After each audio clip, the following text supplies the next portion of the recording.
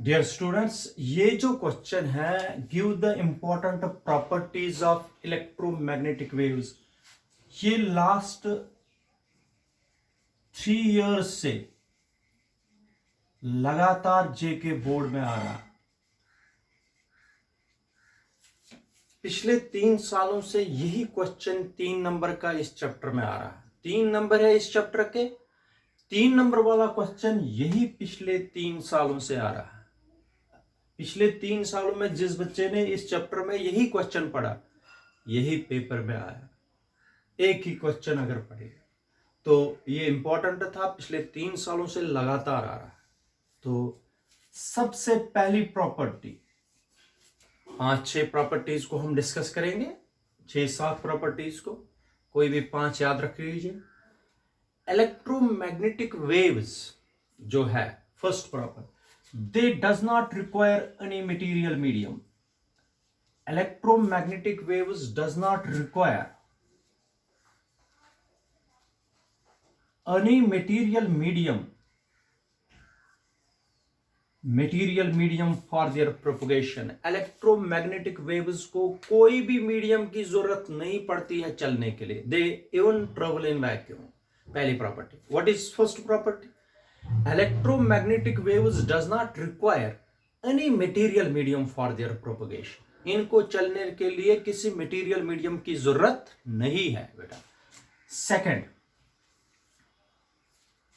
Second property है electromagnetic waves जो है, इलेक्ट्रोमैग्नेटिक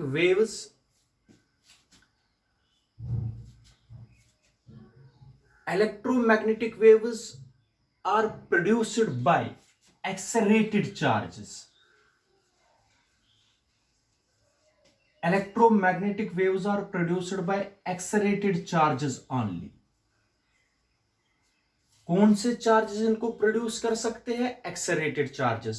क्योंकि आप लोगों ने अभी पढ़ा है, चार्ज जो है, charge at rest produce only electric field.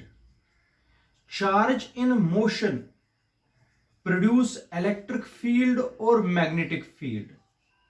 मगर अगर यूनिफॉर्म मोशन में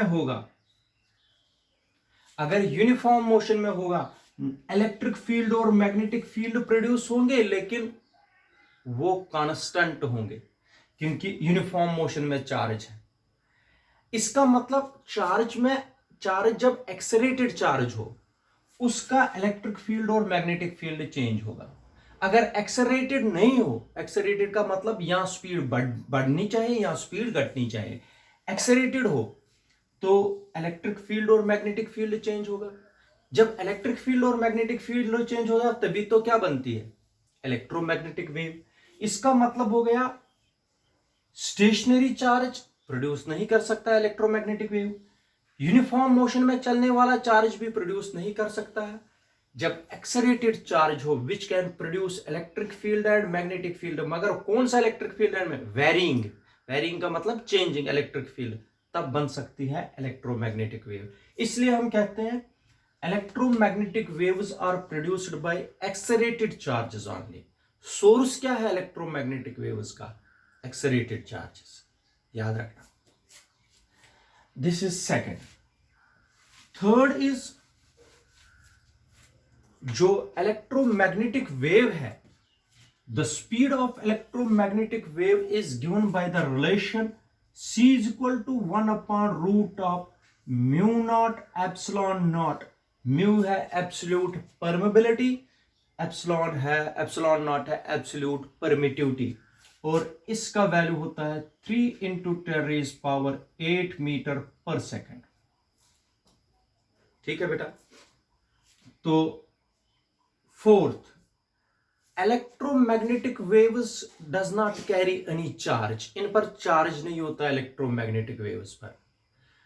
इलेक्ट्रोमैग्नेटिक वेव्स का कोई चार्ज नहीं है, इसलिए electromagnetic waves were not deflected by, इनको डिफ्लेक्ट नहीं कर सकते हैं। इलेक्ट्रिक फील्ड और मैग्नेटिक फील्ड इनको डिफ्लेक्ट नहीं कर सकते। Electric and magnetic fields can not deflect electromagnetic waves because they does not carry any charge, they travel in the form of photons. ठीक है, इलेक्ट्रोमैग्नेटिक वेव्स को डिफ्लेक्ट नहीं करा सकते हैं इलेक्ट्रिक और magnetic fields. Fifth, electromagnetic waves जो है, the energy of electromagnetic waves is equally distributed. जो एनर्जी है, energy of electromagnetic waves is equally distributed among electric field और magnetic field. Energy of electromagnetic wave जो होती है वो इक्वली डिस्ट्रीब्यूट की जाती है इलेक्ट्रिक फील्ड में और मैग्नेटिक फील्ड में। This is property number 6। Fifth, property number 6, electromagnetic waves have transverse nature. कौन सा नेचर होता है बेटा? इलेक्ट्रोमैग्नेटिक वेव्स का कौन सा नेचर होता है? Transverse nature. और प्रॉपर्टी नंबर 7 है बेटा, इलेक्ट्रोमैग्नेटिक वेव्स जो है दे ओबे सुपरपोजिशन प्रिंसिपल।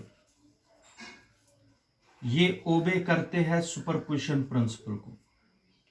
ठीक है, दिस इज प्रॉपर्टी नंबर 7। और प्रॉपर्टी नंबर 8 जो है, property number 8, electromagnetic waves can transport energy. ये ट्रांसपोर्ट कर सकते हैं एनर्जी को। Electromagnetic waves can transport energy from one point two another point. The energy transported per unit area is called pointing vector.